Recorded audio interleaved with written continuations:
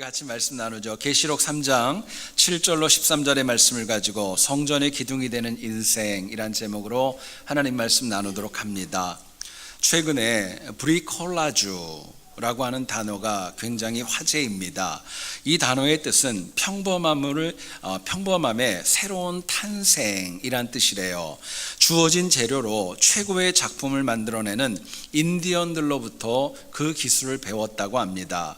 이를테면 인디언들은요, 우리가 쓰는 양치나 어떤 치약을 쓰지 않고 치클이라고 하는 것을 써가지고 치아를 관리한다고 합니다. 고기를 구울 때도 그들은 다르게 굽는 것이 아니라 진흙으로 만든 것 위에 고기를 구워서 최고의 맛을 나타낸다고 합니다. 마찬가지로 우리가 생활하면서 낡은 커튼을 가지고 아름다운 식탁보를 만들었다. 이 또한 브리콜라주라고 할 수 있습니다. 영적으로 해석을 하게 되면요, 평범한 우리의 인생, 너무너무 부족한 인생이 하나님의 은혜로 하나님의 작품으로 살아가는 것, 이것도 역시 영적인 브리콜라주라고 얘기할 수 있습니다. 여러분, 우리 각자는 충분히 하나님 앞에 쓰임받을 수 있지만 남이 아니라, 외부가 아니라 내가 내 자신의 길을 막을 때가 적지 않습니다. 그러나 연약하고 부족하고 평범하지만 하나님 주시는 은혜가 있다면 우리 모두가 다 성전의 기둥이 될 줄을 믿습니다. 본문을 보면 빌라델비아 교회에 관한 이야기가 나옵니다. 계시록에는 7교회가 나오는데 그 가운데 서머나 교회와 함께 책망을 받지 않은 유일한 교회였습니다. 이 빌라델비아 지역은 서아시아의 동서를 잇는 교통의 요충지였고 사람들의 굉장히 많은 왕래가 있었고, 이 도시가 섬기는 신은 디오니시우스, 술의 신을 섬길 정도로 향락과 방탕이 극심했던 곳입니다. 그런데 이처럼 세상의 향락과 방탕에 비해서 빌라델비아 교회는 너무너무 미약했지만 하나님 주셨던 은혜를 가지고 성전의 기둥과도 같이 인정을 받게 되었던 겁니다. 여러분, 우리가 살아가는 이 땅 캘리포니아는 참 기후가 어디에 비해도 너무너무 좋지 않습니까? 여러분 동의하세요? 오늘 시카고에 있는 분한테 저한테 전화가 왔습니다. 오늘 아침, 그러니까 주일 아침 기온이 마이너스 10도였답니다. 몇 명만 놀라는 것 같은데 감이 안 오시죠? 이 캘리포니아는 너무너무 기후도 좋고 모든 것이 풍성하지만 또 한편으로는 향락과 자유분방함도 적지 않습니다. 그렇기 때문에 내 신앙을 신실하게 지키기가 마치 빌라델비아 교회와 같이 어렵고 힘든 것이 사실입니다. 하지만 하나님께서 이 땅 가운데 40년 전에 우리 세안교회를 이곳에 심으시고 지탱하시고 보존하신 이유가 있다면 성전의 기둥과 같은 역할을 이 땅 가운데 행하라는 사명이 있기 때문임을 믿습니다. 더 중요한 것은 세안교회가 이 땅 가운데 성전의 기둥이 되기를 원한다면 저와 우리 모두가 먼저 성전의 기둥과 같은 인생을 살아가야 마땅한 것입니다. 부족하고 연약하지만 평범하지만 우리가 하나님의 은혜로 영적인 브리콜라주의 은혜를 누리며 살아갈 때 이 은혜가 가능할 줄 믿습니다. 본문 가운데 우리가 과연 어떻게 하면 2018년도에 성전의 기둥과 같이 살아갈까, 하나님 주는 메시지 나누어 봅니다. 첫 번째는요, 성전의 기둥이 되는 인생은 작은 능력이지만 충성을 다하는 영혼들이 하나님 앞에 쓰임받는다고 말씀합니다. 본문 8절을 한번 보세요. 내가 내 행위를 아노니 내가 작은 능력을 가지고서도 내 말을 지키며 이야기합니다. 사도 요한은 빌라델비아의 도시 규모에 비해서 이 교회의 그 규모가 너무너무 작았기 때문에 그들을 향하여 너희는 작은 능력이 있다 이야기를 합니다. 문제는 그럼에도 불구하고 빌라델비아 교회는 향락에 빠지지 않았고 신실한 믿음을 가졌고 성전의 기둥과 같은 은혜를 누렸던 것입니다. 여러분, 하나님의 관심사가 있습니다. 내가 가진 능력이 얼마나 있는가, 이거보다 더 중요한 것은 내가 그 가진 능력을 가지고 하나님을 위하여 얼마나 신실하게 살아가는가, 작지만 얼마나 충성하는가, 여기에 더 큰 능력이 있는 것입니다. 여러분 생각해 보세요. 여기 있는 저와 우리 모두는 다 너무너무 연약합니다. 또 작습니다. 또 평범하다고 얘기하기도 부족할 정도로 미약한 점이 적지 않습니다.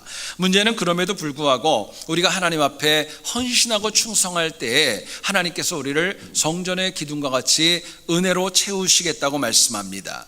자, 그렇다면 우리가 작은 능력으로도 충성하고 또 헌신해서 하나님 나라의 성전의 기둥과 같은 인생 살려면 뭐가 필요할까? 본문은 저희들에게 이렇게 도전합니다. 우리가 하나님께서 열어놓으신 그 문으로만 들어갈 때, 하나님이 열어놓으신 길로 갈 때 작은 능력이지만 힘있게 쓰임받는다, 저희들에게 말씀합니다. 8절 다시 한번 보시죠. 내가 내 앞에 열린 문을 두었을 때 능히 닫을 사람이 없다 말씀합니다. 여러분, 여기서 이 문은 하나님이 열어주신 것입니다. 인간의 능력이 개입되어져 있는 것이 아닙니다. 인간은 오직 이 문을 통해서만 영생으로 갈 수 있고 하나님을 만날 수 있는 길이 열리는 거예요. 그런데 하나님은 말씀합니다. 작은 능력이지만 헌신하고 충성했던 빌라델비아 교회 성도들에게 이 하나님이 열어놓으신 문을 오픈해 주셨다는 거예요. 하나님이 열어주시는 문은 모두에게 열린 것이 아닙니다. 내가 작지만 평범하지만 하나님을 위해 헌신하는 영혼들에게 열린 하나님의 특권이기 때문에 그렇습니다. 여러분, 2017년을 회고해 보시기 원합니다. 지나간 시간이지만 우리의 삶 가운데 하나님이 열어주셨던 인생의 기회가 참으로 생각할수록 적지 않습니다. 그런데 때로 나에게 이익이 없다고, 어렵고 힘들다고, 바쁘고 분주하다고 그 문으로 들어가지 않을 때가 얼마나 많이 있었습니까? 어쩌면 내 마음에 떠오르는 바로 그때에 하나님이 열어주신 문으로 들어갔다면 내 인생이 좀 더 달라졌을지도 모르겠습니다. 그럼에도 불구하고 하나님은요, 지금도 반복적인 말씀을 통하여서 우리에게 역사하시고 문을 열어주시고 우리를 초청해 주십니다. 결국 우리 삶에는 항상 하나님께서 열어주신 문이 있지만 문제는 내가 그 안으로 들어가지 않고 그 길로 향하지 않는 것입니다. 여러분, 살면서 세상으로 열린 문은 넓어 보입니다. 하지만 기다리는 것은 미혹과 책망에 대한 심판이 있을 뿐입니다. 반면에 하나님이 열어주신 문에는 생명이 있습니다. 능력이 있습니다. 미래가 있는 거예요. 여러분, 나를 향한 세상의 문이 열렸다고 여겨질 때 우리의 생각이 바뀌셔야 됩니다. 나를 힘들게 하는구나, 이것이 아니라 나에게 하나님의 문으로 오라고 하는 하나님의 더 강한 메시지가 있는 것입니다. 여러분, 우리가 하나님의 열어주신 문으로 들어가기 위해서 구체적으로 필요한 것이 있습니다. 다른 것이 아니라 하나님이 주시는 말씀만이 옳다고 하는 믿음이 있는 영혼만 하나님이 열어주신 문으로 들어갑니다. 또 내가 잘 몰라도, 내가 잘 이해가 되지 않아도 하나님이 열어주신 문을 무조건적으로 선택하고 순종하는 영혼에게, 우리에게 작은 능력이 있지만 성전 기둥이 되는 은혜로 채워지는 것입니다. 여러분, 가롯 유다를 아시죠? 가롯 유다는 하나님이 열어주신 길이 있었고 문이 있었습니다.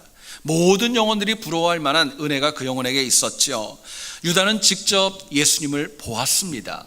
예수님의 목소리를 들었습니다. 그분이 어떤 습관이 있는지, 그분이 뭘 좋아하는지, 어떻게 주무시는지 모든 것을 다 보았습니다. 그런데 유다는요, 그렇게 하나님께서 열어주신 문으로 들어갔지만 본인이 그곳으로부터 나와버리게 됩니다.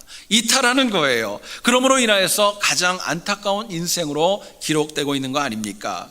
여러분, 문제는 우리에게도 때로는 하나님의 문으로 들어갈다, 또 세상으로 갔다 들락날락할 때가 얼마나 많이 있는지 모릅니다. 여러분, 오늘 본문을 통해 하나님은 저희들에게 분명히 말씀하십니다. 하나님은 오늘 우리에게도 문을 열어주십니다. 우리 앞엔 문이 있습니다. 문제는 우리에게는 두 가지의 문이 있는 거예요. 제가 몇 번을 말씀드린 이야기가 있습니다. 어떤 주일 저녁에 두 명의 청년이 도박장으로, 카지노를 향해 발걸음을 옮기고 있었습니다. 가는 도중에 보니까 교회가 하나 보였고 교회의 그 게시판에 그날의 설교 제목이 게시되어져 있었습니다. 내용을 보니까 죄의 싹은 사망이다 기록되어져 있었던 거예요. 한 명은 그것을 보고 마음에 찔림이 있었습니다. 아, 오늘은 아니구나. 그리고 발걸음을 돌려서 친구에게 오늘은 그만 카지노 가지 말고 정말 하나님의 교회로 가자 얘기를 했지만 그 친구는 고집을 부리고 카지노로 향합니다. 여러분, 그리고 30년이 지났어요. 30년이 지나고 보니까 그 두 명 중에 한 명은 미국의 제22대 대통령이었던 스티브 클리블랜드가 되어져서 취임식에 등장하고 있었고, 또 다른 한 명 카지노로 향했던 영혼은요, 정말 차디찬 교도소 그 바닥에서 눈물 흘리며 친구의 취임식을 보았다는 실화가 전해집니다. 여러분, 우리 삶에는 언제나 두 가지의 문이 열려 있습니다. 선택은 남이 하는 거 아닙니다. 내가 하는 것입니다. 세상의 문은 그럴듯하게 나를 강하게 미혹하지만 그곳에는 심판이 있지만 하나님이 열어주신 길에는 은혜가 있는 줄을 믿습니다. 이제 새롭게 시작되어진 2018년이 되었는데요, 새해에는 여기 있는 우리 모두가 다 하나님이 열어주신 그 문으로 우리가 들어가서 작은 능력이지만 충성함으로 성전의 기둥과 같은 인생으로 쓰임받는 우리 모두 될 수 있기를 주의 이름으로 축원드립니다. 두 번째로 생각할 것은요, 성전의 기둥이 되는 인생은 인내로 말씀을 붙들고 살아갑니다. 인내의 말씀을 붙들어 살아간다는 거예요. 10절을 한번 보시죠. 내가 나의 인내의 말씀을 지켰은즉 내가 또한 너를 지켜 시험의 때를 면하게 하리니 말씀합니다. 성령 하나님은 사도 요한을 통하여서 그냥 말씀이라고 얘기하지 않았습니다. 인내의 말씀이라고 말씀하셨어요. 여러분, 인내의 말씀이 무엇입니까? 들은 즉시 실현되는 거 아닙니다. 시간이 지나야 성취되어지는 특징이 있습니다. 특별히 인내는요, 참 쉽지 않아요. 마음에 다급함이 있으면 너무너무 어렵습니다. 그러나 내 성장을 위한 영적인 연단이기 때문에 인내로 말씀을 지키는 자에게 주시는 특권이 있답니다. 시험의 때를 면할 수 있다고 하나님 말씀하십니다. 오늘 보면 11절도 얘기를 합니다. 내가 속히 오리니 내가 가진 것을 굳게 붙잡아라 이야기하고 있습니다. 여러분, 사람이 살면서 기약 없이 소망 없이 무작정 기다리는 것은 참 쉽지 않은 일입니다. 그러나 하나님의 말씀은요, 분명히 성취되기 때문에 인내와 소망으로 붙들고 살아가는 영혼이 성전의 기둥이 될 수 있다 하나님 말씀합니다. 여러분, 오늘날 우리가 살아가는 시대는 속도라는 것은요, 정말 너무너무 중요합니다. 내가 돈을 더 들여서라도 속도가 빠른 것을 원할 정도로 우리의 삶에 꼭 필요한 것이 속도와 스피드라고 저희들에게 이야기합니다. 성경도 그렇기 때문에 우리가 인내가 어려움을 알고 있지만 인내하는 영혼에게 하나님 주시는 은혜가 있다는 것도 저희들에게 분명하게 말씀해 주고 있습니다. 여러분, 지난 한 해를 되돌아보면 내가 조금만 인내했다면, 내가 말씀 가운데 조금만 참았다면 내가 받을 수 있는 은혜는 적지 않았습니다. 어쩌면 엄청나게 큰 은혜가 하나님이 주시는 능력이 내 앞에 있었는데 내가 인내하지 못하고 내가 발걸음을 돌이킴으로 인하여서 자포자기함으로 인하여서 그 은혜로부터 내가 멀어진 적이 적지 않을 수도 있습니다. 여러분, 하나님의 약속은 절대로 더디지 않습니다. 우리가 생각하는 것보다 훨씬 더 빠르고 하나님의 방법대로 하나님의 시간에 하나님의 사람들을 통해 성취하고 역사해 주시는 것입니다. 자, 그렇다면 우리가 인내로 하나님께서 주시는 말씀을 지켜야 될 이유가 무엇일까요? 왜 인내의 말씀을 지켜야 될까? 본문은 저희들에게 이렇게 얘기를 합니다. 인내하는 영혼에게는 하나님의 면류관이 있다고, 상급이 있기 때문에 인내하라는 것을 저희들에게 말씀합니다. 여러분, 오늘 본문을 보면은요, 하늘로부터 공급되는 상급은 이 땅에 국한되는 거 아닙니다. 사실은 천국까지도 이어지는 능력과 권능이 있는 것입니다. 인간은 누구나가 다 상 받기를 좋아합니다. 제가 한번 물어볼게요. 여러분, 상 받고 싶으세요? 상 받는 거 좋아하세요? 안 좋아하는 사람은 없겠죠. 인정받기를 원하시죠. 그런데 많은 분들은 인간이 주는 것이 아니라 하나님이 주는 상급이 최고라는 것을 머리로만 알고 살아갑니다. 여러분, 잊지 마세요. 우리가 하나님의 상급을 받으려면요, 하나님이 주시는 면류관이 최고라는 거, 이것을 우리가 믿고 살아가야 될 것입니다. 여러분, 이 땅의 상급은요, 받을 때는 좋아요. 그런데 받은 다음에는 그것이 흐지부지 될 때가 얼마나 많이 있는지 모릅니다. 우리 자녀들이나 우리 손주들에게 여러분 선물을 해 보신 적이 있으시죠? 선물을 가지고 가면 아이들의 눈초리는요, 선물을 주는 사람을 바라보지 않습니다. 어디 볼까요? 선물만 바라보는 거예요. 그리고 아이들이 선물을 받게 되면은요, 그때 그 표정을 보면은요, 세상에 어쩌면 저렇게 행복해 할 수 있을까? 그럴 정도로 너무너무 좋아합니다. 너무너무 환호합니다. 근데 문제는요, 받을 때와 받은 후의 모습이 달라집니다. 선물을 받을 때 너무 행복하지만은요, 그 다음날만 되면 그 선물 어디 있는지 잊어버릴 때도 있어요. 참고로 저희 집 얘기하는 건 아니에요. 여러분, 선물 받아보고 잊어버리는 거예요. 그만큼 이 땅이 가지고 있는 그 은혜와 선물은 별로 큰 의미가 없다는 거예요. 여러분, 제가 신방 참 많이 합니다. 근데 우리 교인들 가정을 가면은 임직패를 제대로 잘 이렇게 모시고 있는 분들 별로 없더라고요. 혹시 보여달라고 그러면은요, 없다고 그러시고, 어디에 이렇게 깊이 있다고 그러고, 그럴 때도 참 많이 봤습니다. 여러분, 세상에 주는 것은 한계가 있습니다. 얼마 전에 어떤 칼럼을 보다가 재미있는 내용이 있어 소개합니다. 한국 조폐공사가 올림픽 메달을 갖다가 만드는 데 쓰이는 돈을 환산했다고 합니다. 여러분, 올림픽 금메달 만드는 데 비용이 얼마나 들까요? 대략 금메달을 만드는 데 드는 비용은 300불이나 든다고 합니다. 그런데 은메달은요, 한 100불 정도이고 동메달의 경우에는 40불가량의 돈이 든다고 합니다. 특별히 금메달 안에는 금이 차지하는 비율은 한 5%에서 6%밖에 되지 않는데요. 많지 않습니다. 근데 문제는 그 금메달의 제작 비용이 중요한 것이 아니라 올림픽 경기에서 우승한 상급과 면류관을 받았다는 것, 그게 더 중요한 겁니다. 근데 놀라운 기록으로 금메달을 따기는 땄지만은요, 더 나은 기록이 나오면 내 자리 내어줘야 되는 것입니다. 이처럼 세상이 주는 모든 상급에는 한계가 있습니다. 계속 바뀌어 갑니다. 내 자리를 빼앗기는 가능성이 너무 많아요. 근데 여러분, 잊지 마세요. 하나님이 주는 상급은 절대로 지워지지 않습니다. 퇴색하지도 않습니다. 영원한 능력이 있는 것입니다. 그럼에도 불구하고 우리가 이 상급을 사모하지 않습니다. 여러분, 우리가 이 땅을 살아가지만은요, 남은 우리의 인생 가운데 하늘의 상급을 사모해야 될 이유가 있습니다. 그 상급이 우리의 인생과 우리의 미래와 우리의 후손과 생업과 건강과 모든 것들을 채워주는 권능이 그 안에 있기 때문에 그렇습니다. 여러분, 그렇기 때문에 진심으로 성전의 기둥이 되기를 원하는 영혼의 특징은 하나님의 은사와 하나님의 상급과 하나님의 면류관을 사모하며 살아가는 것입니다.